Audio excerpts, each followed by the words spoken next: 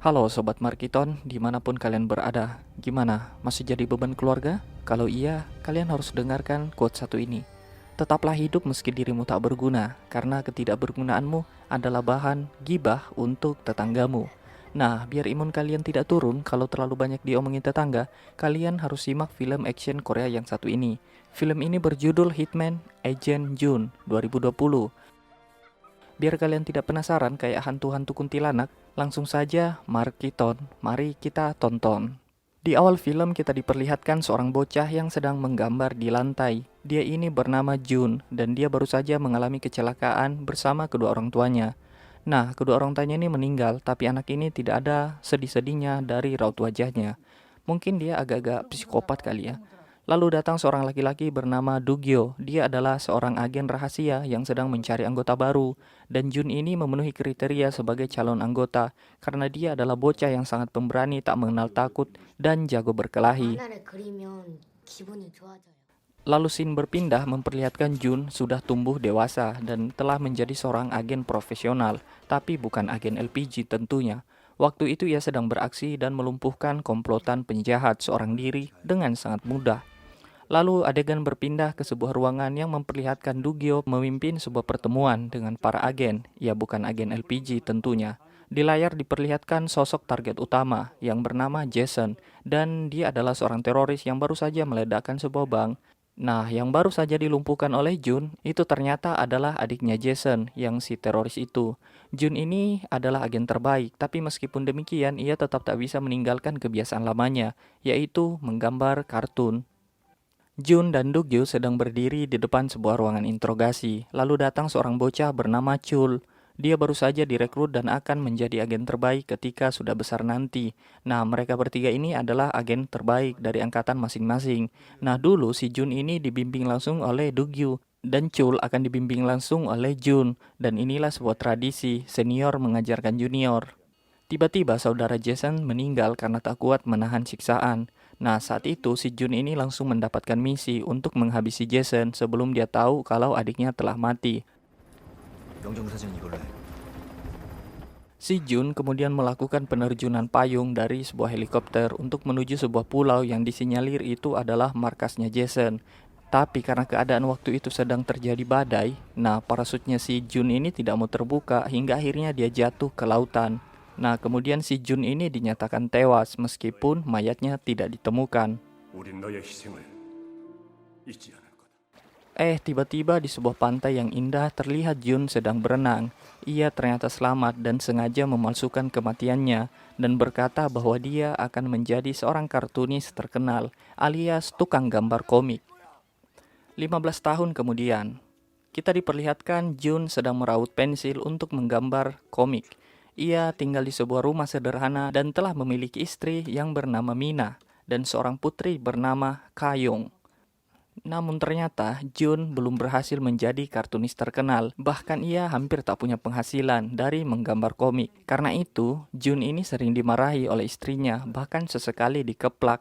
Ya secara gitu loh, istrinya yang kerja dan mereka hidup dari gaji sang istri. Kemudian kalau istrinya sudah berangkat kerja, Jun kemudian mulai melakukan tugasnya. Dia beres-beres di rumah, kemudian memasak, belanja di pasar, dan menjemput anak di sekolah. Ya, posisi yang tertukar lah ya.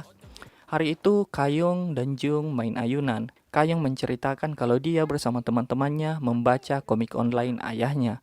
Dan kata teman-temannya, komiknya itu payah. Kayong bertanya, kenapa ayahnya tidak membuat komik tentang dirinya saja? Siapa tahu itu lebih bagus dan lebih laku. Jun kemudian mendapatkan telepon dari sang editor yang mengatakan bahwa komiknya itu tidak laku dan tidak lagi dipublikasikan. Alhasil si Jun ini semakin frustasi dengan keadaan seperti itu. 나도 이제 내 감을 못 믿겠어. Nah, si Jun ini juga nyambi bekerja sebagai kuli bangunan. Ya, setidaknya biar ada penghasilan lah ya. Nah, di tempat ini dia itu sering dibully sama mandornya. Karena frustasi dengan keadaan hidupnya, Jun pun mulai minum-minum soju sampai mabok. Ketika mabok, dia melampiaskan kekesalannya dengan menggambar komik tentang dirinya selama menjadi anggota agen rahasia atau anggota NIS. Jun kemudian tertidur saat kelelahan. Pas bangun tidur, tiba-tiba si Mina, istrinya ini kok bertingkah berbeda. Ia jadi baik sekali, bahkan memasak banyak hidangan untuknya. Jun pun mulai kebingungan dan bertanya kenapa istrinya jadi begini. Dan ternyata itu karena komik Jun laku keras. Ketika si Jun bertanya komik yang mana, Mina menjawab kalau itu adalah komik yang baru saja dia gambar. Ternyata saat Jun masih tertidur, si Mina ini mengupload komik yang baru saja dia gambar, yaitu tentang kehidupannya selama menjadi agen rahasia. Mina nggak tahu kalau komik itu nggak boleh diupload karena itu bercerita tentang kisah Jun dan itu adalah sebuah rahasia negara. Si Jun pun kemudian mendatangi editor komik perusahaan untuk meminta komiknya itu diturunkan. Tapi si editor nggak mau karena komiknya ini lagi rame-ramenya. Nah, kemudian ketika Jun menjemput anaknya di sekolah, saat itu terjadi hujan. Dia tungguin tuh sampai anaknya keluar. Tapi Kayong tidak melihat ayahnya dan sang anak pun diantar temannya pakai mobil. Saat itu Jun mulai menyadari akan kemalangan nasibnya. Dia tidak bisa membahagiakan anaknya karena terlalu miskin. Jun kembali ke rumah dalam keadaan basah kuyup dan ketika sampai di rumah dia tak sengaja melihat buku catatan anaknya dan di situ dia menangis karena di buku catatan itu tertulis lirik lagu rap yang bercerita tentang kesulitan hidup mereka, tidak punya uang, orang tuanya sering bertengkar dan ibunya suka minum alkohol kalau sedang stres berat. Saat itu Jun menyadari bahwa dia harus punya uang banyak untuk bisa membahagiakan anaknya. Ia pun putuskan untuk melanjutkan komik yang kemarin.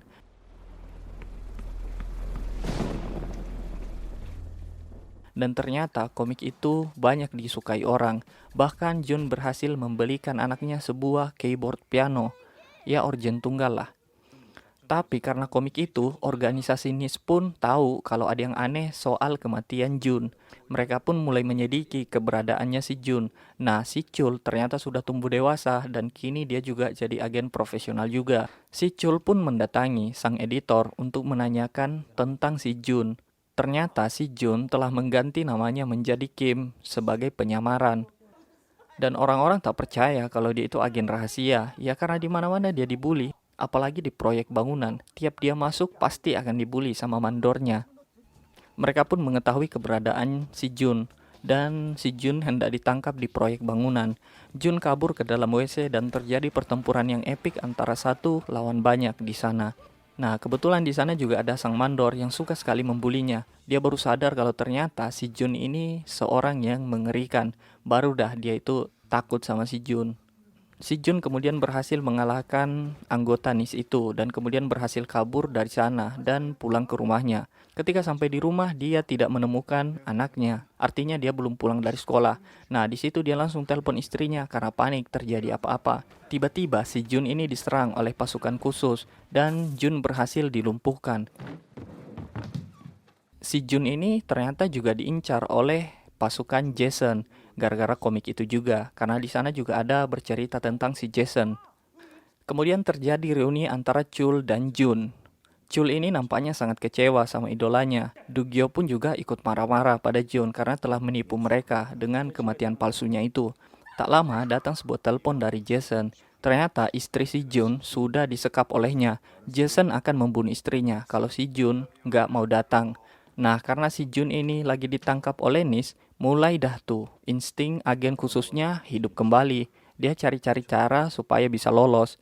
Si Jun kemudian pura-pura akan mengakui kesalahannya, tapi dia hanya mau bicara sama seniornya, yaitu Dugyo.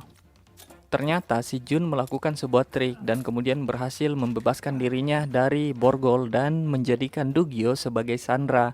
Dia juga berhasil melumpuhkan Chul dengan sekali pukul. Terjadi kejar-kejaran di jalanan antara Jun yang sedang menyandra Dugyo dengan anggota NIS. Jason kemudian menyuruh Jun agar masuk ke sebuah terowongan dan melumpuhkan para anggota NIS yang sedang mengejarnya. Baru setelah itu Jason mau ketemu. Jun kemudian menuruti apa yang diperintahkan. Dia pun bisa melumpuhkan anggota NIS dengan sangat mudah.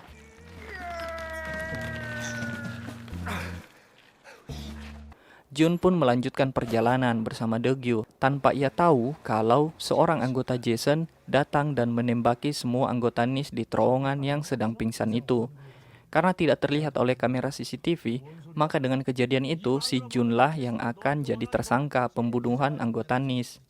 Nah, si Jason kini tahu kalau adiknya disiksa sampai mati gara-gara dia membaca komik itu. Sontak dia pun ingin membalas dengan keji pada Jun dan anggota NIS lainnya. Sedangkan pimpinan NIS pun juga marah besar karena mengira kalau Jun ini baru saja menghabisi anak buahnya. Bahkan dia menyandra anaknya si Jun dan mengancam akan melakukan apapun agar si Jun mau menyerah. 내 부하들 죽인 새끼 딸년 목숨 내가 그딴 거 상금을 할 거야. Sebagai seorang laki-laki, Jun pun menancap gas ke arah Jason.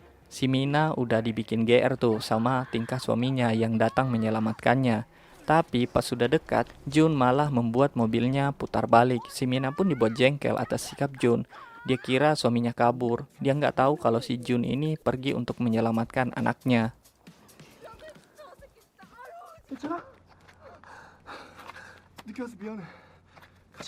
Akhirnya terjadilah sebuah drama antara Chul dan Jun sebagai senior dan junior. Tapi pada akhirnya si Chul dan Do-gyu memilih untuk membantu Jun karena mereka menyadari bahwa apa yang dilakukan si Jun punya alasan kuat.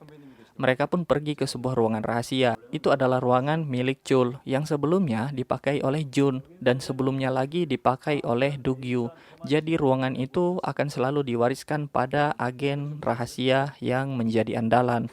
Nah, begitulah ceritanya, hingga ketiga agen terbaik dari 3 angkatan ini akan bekerja sama.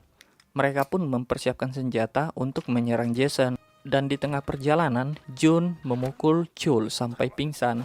Hal ini Jun lakukan agar si Chul bisa berpura-pura kalau dia kehilangan Jun dalam pengejaran, dan bisa kembali menyusup ke dalam pasukan NIS. Si Jun dan Do-gyu kemudian sampai di markasnya Jason. Banyak banget tuh senjata api yang ditodongkan ke mereka berdua. Nah, ini namanya ngantar nyawa sih. Si Kayong bersembunyi di mobil. Dia melakukan video call pada Chul dan mengarahkan kameranya ke arah komplotan Jason. Nah, pasukan NIS pun melacak panggilan video itu. Jun dan Do-gyu kemudian dipukuli sebagai pemanasan akan balas dendam si Jason. Si Mina dibawa oleh 2 anggota Jason dalam keadaan mabuk. Jadi ceritanya si Mina tadi ini disekap di ruangan yang penuh dengan minuman beralkohol. Tadinya dia sudah bisa tuh melepaskan dirinya dari ikatan. Tapi ketika mau keluar ternyata pintunya dikunci.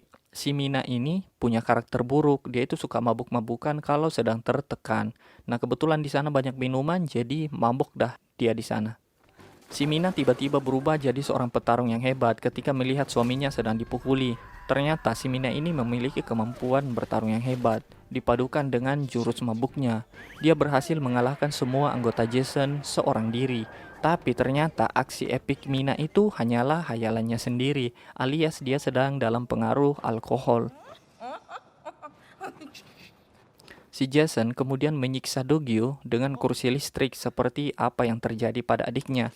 Jun dan Do-gyu kemudian menciptakan semacam drama adu mulut untuk mengulur waktu agar mereka tidak segera dibunuh. Akhirnya pasukan NIS pun datang dan terjadilah sebuah pertempuran adu tembak-tembakan. Kelompok Jason berhasil dilumpuhkan. Setelah itu terjadi adu mulut antara Jun dan pimpinan NIS. Jun masih dituduh sebagai seorang penjahat. Jun pun dituduh sebagai pembunuh dan seorang penipu yang memalsukan kematiannya. Pimpinan NIS memerintahkan untuk menembak Jun. Tapi tiba-tiba si Chul datang mengorbankan dirinya untuk menyelamatkan seniornya itu dari tembakan.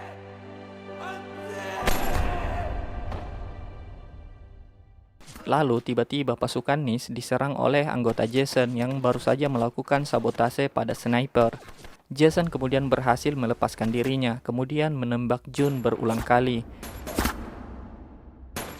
Kini giliran pimpinan NIS yang dipojokkan oleh pasukan Jason. Ternyata Chul masih hidup walaupun sudah terkena tembakan. Si Chul kemudian adu bacot dengan pimpinan NIS karena kesal. Do-gyu pun juga ikutan adu bacot dengan pimpinannya itu. Ini mereka mau mati aja masih suka adu bacot ya. Nah, ternyata si Jun pun belum mati. Dia kemudian bangkit lagi. Ia kemudian menembak sebuah tabung gas dan kemudian itu meledak dan membuat pasukan Jason kocar-kacir. Kemudian terjadi sekali lagi pertempuran. Jun berhadapan dengan Jason dan kalian tahu mana yang menang? Ya pastinya si Jun lah. Sebagai pemeran utama nggak mungkin dia kalah, ya kan?